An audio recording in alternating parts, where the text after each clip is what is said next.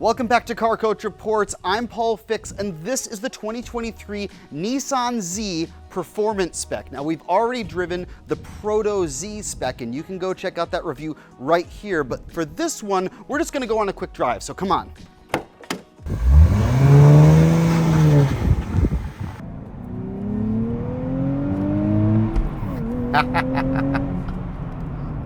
If you've ever driven a Nissan 370Z, then the feeling of the Nissan Z, no numbers now, will feel very familiar to you.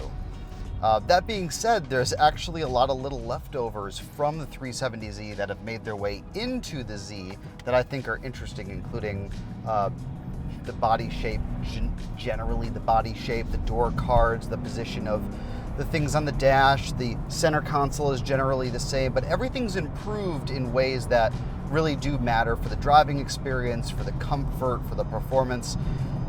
The Nissan Z really is a better car all the way around. In fact, I'd say it goes right up against things like the Mustang and all of Toyota's performance products. It is very well balanced, very easy to drive, and when you put it in sport mode and then punch it, there's all the performance, everything that you want. For legal reasons, I'm in Mexico.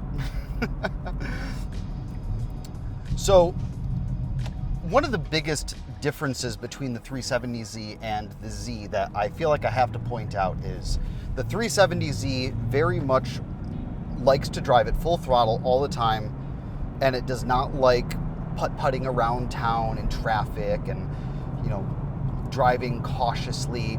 It bucks and kicks and fights you, and it's like a racing horse. It wants to go all the time. So they made it much softer and easier in the Z. And I like it. You can daily drive this. I just took it on a road trip to the next town over for a car event. Showed it off. Everybody loved it, by the way. Super cool looking car. But it was easy to drive. It was easy to take on the highway. At slow speeds, it was very mild-mannered, and when you wanted to give it all that power and you even wanted to kick the rear end out a little bit, it will give it to you. It's one of those cars that what you want from it, what you give to it, it will respond in kind. It's not a vehicle that will get away from you or like a Miata where you outdrive the car and it's fighting to keep up with you. It really does match your level of driving performance.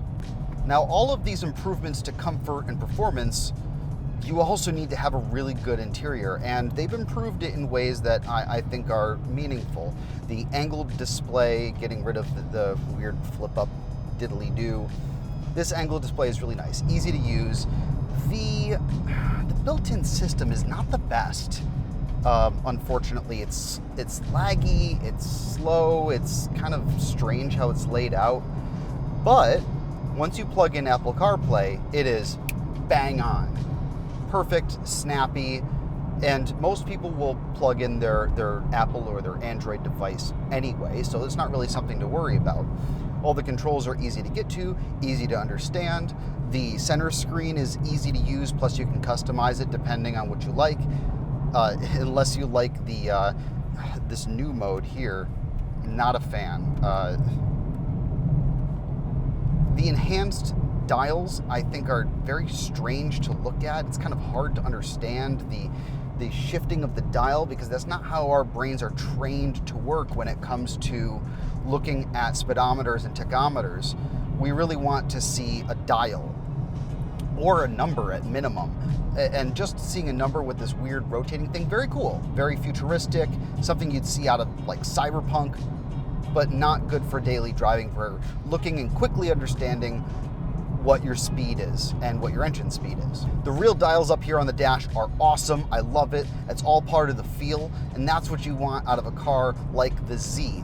Now, something important that I do want to mention is that this is the performance trim level. There are 3 levels. You got the Sport, Performance, and the Proto Spec. The Proto Spec there was only 240 of, and if you did not get your hands on that, nothing to worry about. you are not losing out on anything. The only thing you're missing out is yellow accents in the interior, your yellow calipers, and special wheels. So you're not actually losing any real performance. It's not like there's an extra 50 horsepower, something hiding away in some spec that you can't buy anymore. So if you're looking for a small two-seater coupe that has 400 horsepower, 350 pound-feet of torque in a 3-liter twin-turbo V6 with a manual transmission option, by the way, I would say the Nissan Z is definitely worth your time and a test drive. Thank you for watching. If you like this video, like, subscribe, share with a friend, follow us on social media. All the links are down below for our podcast, book, and our website. And we'll look forward to seeing you in the next video.